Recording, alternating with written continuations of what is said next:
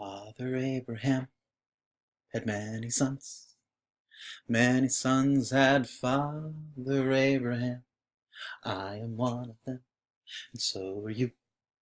So let's all sing along. Right arm, left arm. I don't know the rest of the song because I never sang it, but I have heard it. I have heard that song is very popular in Sunday schools with children. Now, for those of you who did not have that experience, maybe don't have any background in Christianity, you probably are wondering what the hell I was just doing. And I guess you're just not in on the joke. But anyway, so popular song for kids. So, but we are talking about Father Abraham. So, and very, very importantly, the song is actually quite theologically accurate. And it is about who Abraham is. Abraham is one of the most fundamental characters in all of the biblical history. And he is the first to be called by God after the fall. And he is the first to be called by God in the establishment of God's solution. So let's review. We're reading the Bible as a story. It's a whole story. It's not just these little stories kind of strewn together. That's true, but for a larger narrative arc. And so we had the creation and the fall, and now as we've talked about, we're getting to the covenant that begins God's solution to the fall. And this is the real Genesis, the real beginning. Genesis meaning to generate, to begin, the beginning or the Genesis, right. So, that's what this book is really about. And it all begins with the calling of Abraham.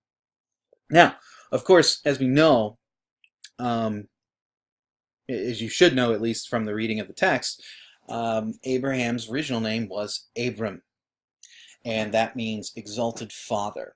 And he is from Ur of the Chaldeans. The Chaldeans are, this is a biblical word, it's another name for the Babylonians. This would have been the first Babylonian dynasty. I think that history is right. Not the second one with Nebuchadnezzar and all of that, but rather the original one. This is the Babylon where I think Hammurabi's code would come from, which is one of the first notions of kind of state law. And so yeah, we don't know his lineage, if he is actually Babylonian or not, but he's in Ur, which is a city of the Babylonians. He's old already. As we get to him in the story, he's old, well past even the twilight years, I suppose. He's dusk years, and he's rich. He's got for the time, he would have been just an extraordinarily wealthy man. He has, I think, like 300 servants, and he's got all this property and all this stuff. I mean, he's very, very wealthy. And he's married to another woman who's not quite as old as him, but is old. And her name is Sarai. Sarai. And she is childless. She's barren. And this is important. We need to understand this is still kind of the case, because I think there's some kind of human impetus here, some sort of innate human desire. But in the ancient world, and a lot of other traditions that are not as that are just not like the West in so many regards, view children as this just fundamental goal of life, and particularly a son. Now, that the patriarchalness that's kind of caught up in that is something that we're not going to entangle, and there is some unfortunate aspects to it. I know, but still, if we're just talking historically, the notion of having descendants is pretty much the most important thing in the world. You want to have descendants. You want to have someone to carry on your name and your bloodline. And they believed that a son does that most truly. And culturally it is true, because when women were married away, which is how it happened, they were married to someone's son. And so she does not carry on your bloodline in that regard. And, genetically we know she does, but it didn't to them, because she doesn't carry on your name. She takes the son's name and his family's name. So you wanted to have a son, and you wanted to have as many descendants as you could. And so it's interesting that Abraham is blessed to think in a biblical framework in every way except one, and it happens to be the most important one. He has no children.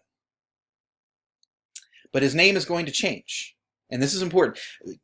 In the Bible, name changing is extraordinarily important. It means, it signifies an extraordinarily important moment of change in a person, and usually in some ways a change in biblical salvation history. And so he is to become the father of many, which is what Abraham means. And Sarai, which means Sarai means my princess. It's with the yod, is a possessive, and she just becomes Sarah, which is just princess. Now, Abraham's first calling is in some ways one of the funniest things in the entire Bible, I gotta say. So God comes to Abraham, and it's the Lord, it's Yahweh, which is the name of God, as we'll talk about when we get to Moses. And he says, okay, go from your country and your kindred and your father's house to the land I will show you. Let's just start there, okay? So I don't know how this happened. I don't know if God just literally showed up in a manifestation like the burning bush or an angel. I don't know if Abraham saw it on the back of a candy bar or had it in a dream. I don't know. But I do think it happened. Don't get me wrong. I think this is a historical moment where God came to this person, Abraham, and said, and this is the funny part, leave everything you know in the entire world and go to a land I will show you, right? So this is pretty crazy, because it's not even like, and go to place A. Give up everything you have except for just what you can take with you, like your wealth and your family and your household. Leave your father, leave your country, leave the people you know and call kin, and go to a place, and I'm not going to tell you where yet. You're just going to go. And some point during the journey, I'll tell you where that is. That's insane.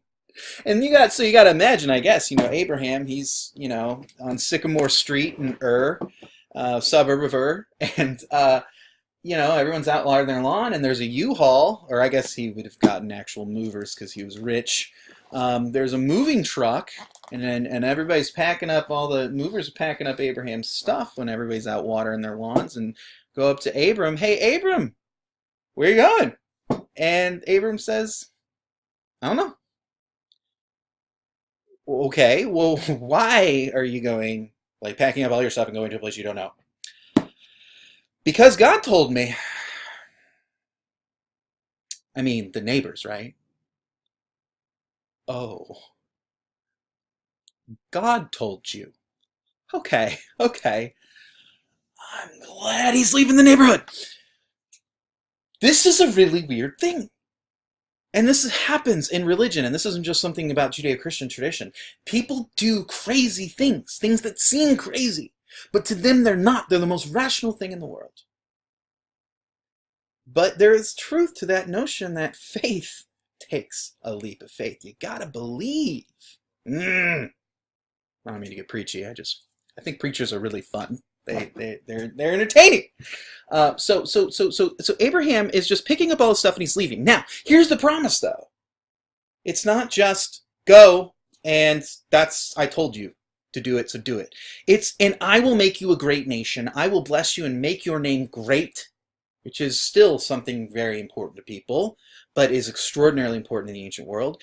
And I am going to bless you, and you will make all the families or tribes or nations, depending on how you want to translate this word, blessed. I'm going to bless everybody in the world through you. Now, I hope by now we're getting a kind of theological spider sense that's going bloop, bloop, Messiah. But we're not there yet. All we know is that Abraham's called to go to a land he doesn't know. And if he does, he will be blessed. And the blessing that he receives is going to end up blessing all humanity. So he does it. He goes. He believes God. And he believes this moment, and so he goes. And as he's going, he gets this second calling when God makes the covenant. Now, this is one of the most important chapters in all of the scriptures, all of the Bible. And that's Genesis 15. God comes to Abraham, and we get the thing. He says, I'm going to give you numerous descendants, as many as the stars in the sky, as many as the sand on the shore. And I'm going to give you a land for your descendants to flourish in. And this, of course, is going to be the promised land, the land of milk and honey, flowing with milk and honey. And then God says, now, I want you to find these animals, chop them in half, put them on two sides, and wait. Now, there is a sense in which we're kind of like, what? But it seems it's fairly certain that this actually was not the most uncommon kind of ritual. It sounds a little crazy, but as far as we can tell, this is one of the ways that a covenant would be made between a superior and an inferior. Now, here's the really interesting thing. So the idea is the animals will be cut in half, and then the superior would say, I'm going to do this for you, and you're going to make a covenant with me, and I will do this for you, and then in response to that, you will do this for me. Now, walk between those animals, and the inferior would walk between them, and the idea is, and if you don't keep your end of the deal, this is what I'm going to do to you. So it's a way of bearing the weight of punishment if you don't keep the covenant. If you don't keep the covenant, you will be, dismembered, chopped in half. Now, the funny thing is again, as far as we know, superiors don't walk through that, because superiors, they should keep the covenant, and it's the religious significance of it that should make them keep the covenant, and they're probably getting something in return that they want, but they don't walk through the middle of the animals, because if they don't keep the covenant, they don't die. They're the superior. The people with the power can mess up, and they just don't necessarily get punished for it. Whereas the people without the power, when they mess up, it's on them. Now, what's cool about this is that Abraham, he does. He cuts the animals in half, and he spends all day keeping the vultures from eating them. And then that night, God shows up as a flame. And God passes through between the animals. Now, of course, God is the superior here. What does that mean? God is bearing the weight of the covenant. God is going to keep this end. God is bearing the weight of the covenant. Even though God is the superior, he is bearing the role of both the superior and the inferior. Crazy, right? Now then, there's this third calling, and it's not good. So I suppose, I don't know how much time has passed, but Abraham and Sarah still barren. In fact, she's more than barren at this point. She's gone through menopause. She can't bear children. It's biologically impossible. And so, as humans do when they get to interpreting religious ideas, they start to make sense of it in ways that, kind of preclude the miraculous. Because remember, ancient people aren't stupid. They know that women past menopause can't bear children, okay? They know that if Sarah has a child, it's a miracle. right? I mean, that's the whole point of the passage where the Lord is in the house of Abraham and he says to Abraham, I'm going to give you a child through Sarah. And Sarah in the other room laughs. And so does Abraham. He laughs when God promises him a child. Why? Because it's impossible. Women in their 80s don't give birth. They don't get pregnant. It's not possible. And that is why God, who has just an interesting sense of humor, a bit biting actually, says, and you're going to name this child Isaac. Yitzhak, which means in Hebrew, he laughs. Anyway, so Abraham and Sarah seem to get thinking about this, and they're like, I don't think it's going to be me. I think it's going to be me, metaphorically. But I think you're going to have to go ahead and take my servant, Hagar, and sleep with her and bear a child through her. And then we'll call it mine. Now, Abraham does this. This would not have been this wouldn't have been a strange practice. I wouldn't call it a good practice. I don't think Abraham should have done it. But it's what Abraham does. And then the child is Ishmael. Now, of course, this is really, really awful because you can't take servants and make them sleep with people. That's extraordinarily immoral. But also it gets worse because then, after Sarah does this and forces Hagar to sleep with her husband, so both Abraham and Sarah are at fault here. And they're at fault because they're breaking a moral code, which is don't basically rape people because you own them, but also you're not trusting God. God said God will do this. You need to wait, but they don't. And so, as time goes on, when Isaac is born, and Sarah does conceive by a miracle, Sarah starts to not like Ishmael anymore. She doesn't want, and so this is like, there's like this Shakespearean thing going on here. What happens when there are two possible heirs to a family, to a kingdom, for example? Well, I mean, this happens. There's whole wars have been fought about this through history, You've got this, firstborn son, but not firstborn from the primary wife. And so Sarah, she's not just being mean. She doesn't just like hate Ishmael. Now, I'm not defending her. This is still bad activity, bad behavior, but she doesn't just hate Ishmael like because he annoys her. She doesn't like Ishmael because Ishmael presents a threat to her flesh of flesh and bone of bone child being the rightful heir to Abraham's dynasty. And so she convinces Abraham to dispel Ishmael and Hagar. So there can be no bloody conflict. There can be no question that Isaac is the heir. Now, I should point out right now, there's this similar story in the Islamic tradition, but they actually believe Ishmael was the child of promise, not Isaac, and that Ishmael would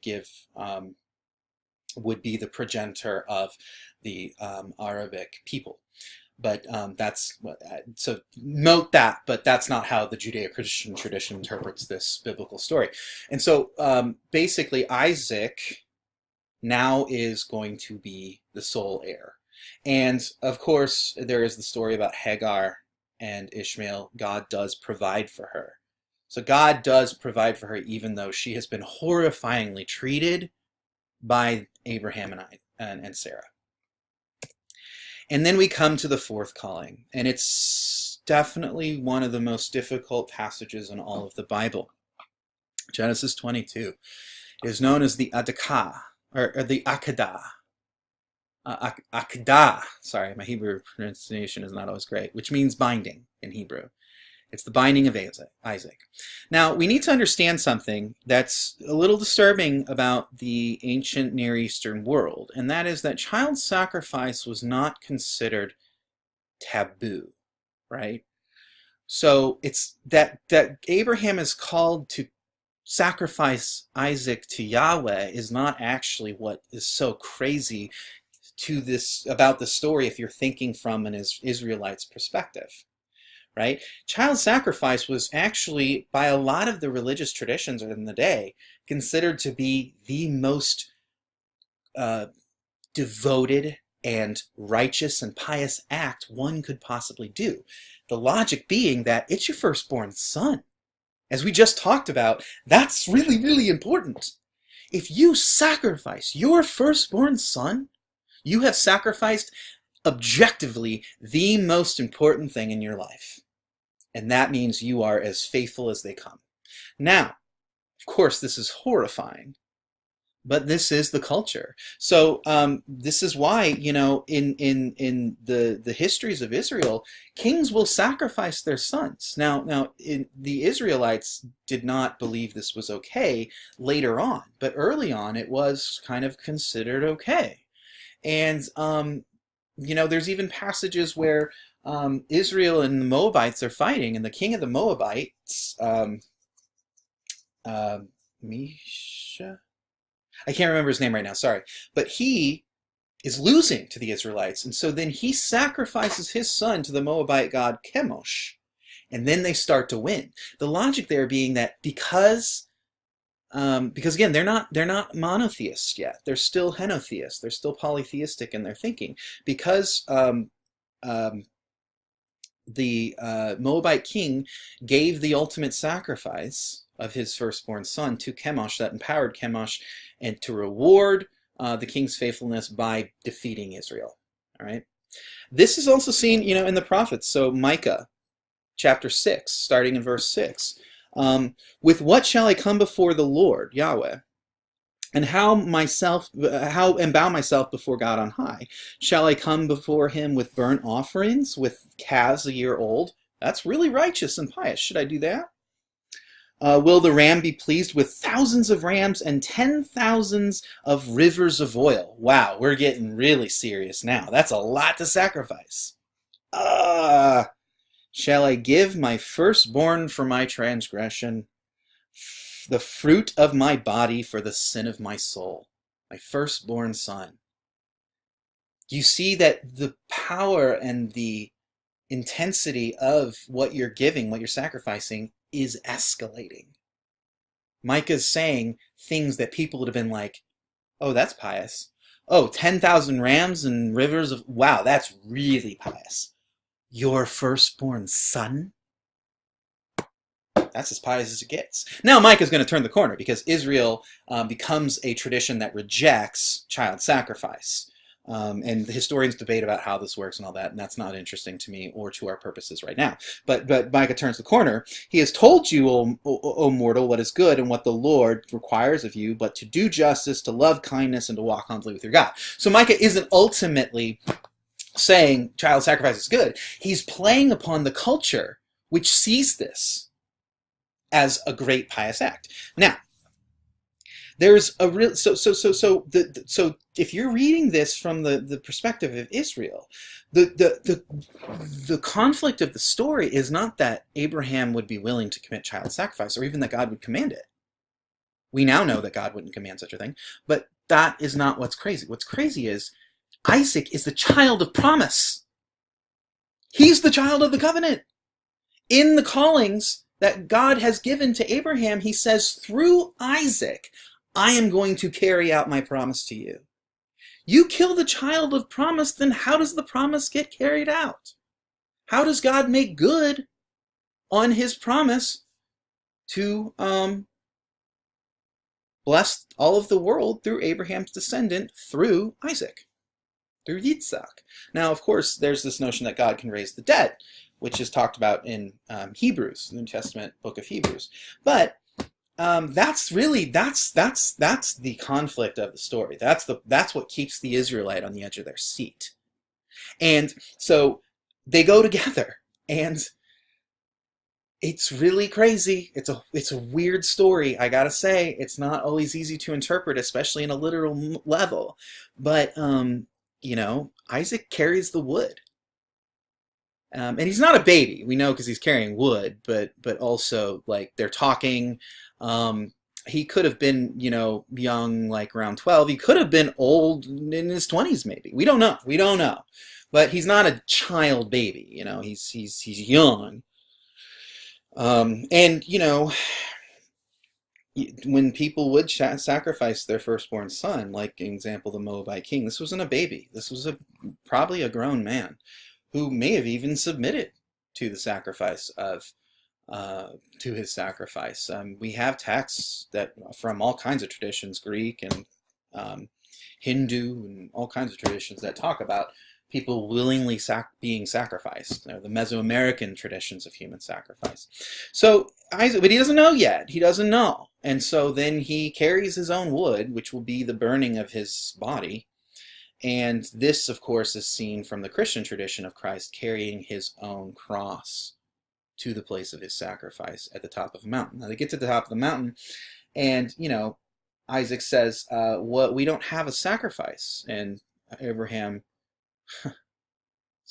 I don't know what he was going through his head, but he famously says, "Yahweh Yireh, the Lord will provide."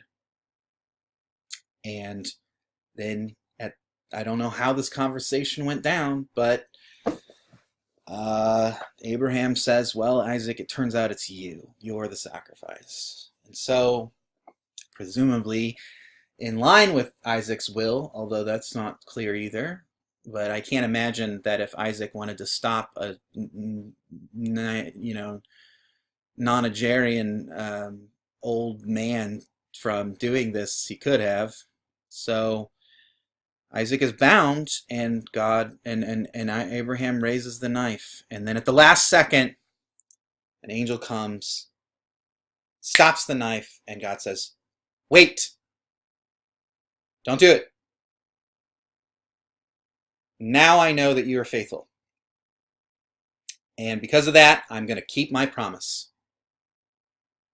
And then, of course, they have the ram, which is found tangled in some bushes, and that becomes the sacrifice. Now, two things, I think. One is, what do we make of "now I know"? I mean, we're talking about an eternal God, right? How is God not know and then comes to find out? Is that what this test is about? Well, there are a couple ways that we can approach this. One is that Abraham, for some reason, needs to go through this. Now, I don't totally like that interpretation because it ignores the moral problems of the story, but there's something there in that this is a journey that Abraham must go through. But yeah, there's some problems. Definitely some lingering questions, if not worse. Then there's the notion that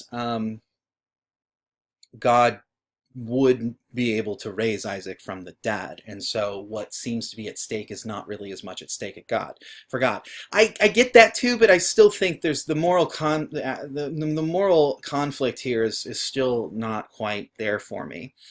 And then there's also a metaphysical conflict, which is, how does God not know? If he's eternal, God knows everything. God knows how Abraham's going to act. This can be understood in the interpretive mode of, again, anthropomorphism and talking about things from God's view versus things from our view. And so from God's view, God knows Abraham is faithful, but in the unfolding of history, qua history, it is not until Abraham goes through this that Abraham has shown himself to be actually faithful. So there are some interpretive possibilities here. But the big thing is, what are we to make of this whole story of Abraham and Abraham's calling? Well, first of all, it's the founding of Israel, God's people. This is where it begins. And so it's also where God's solution begins. And in Isaac, remember, we read narratively, we read theologically, and we read towards, Christians do, towards Jesus. Right? Jesus Christ the Messiah. Isaac represents the child of promise, the chosen one, bearing the sacrifice that will bring about the salvation and ultimate blessing upon the world. That is what this story means. And so the four callings And the story of the covenant that God makes with Abraham is a story about how God is now breaking into history and shaping it according to his purposes and God's plan to restore all of creation. All right? And so this is going to continue through what are called the patriarchs, Abram, Isaac, and then Jacob, which we'll get to. And we'll do that in the next lecture, and I will see you then.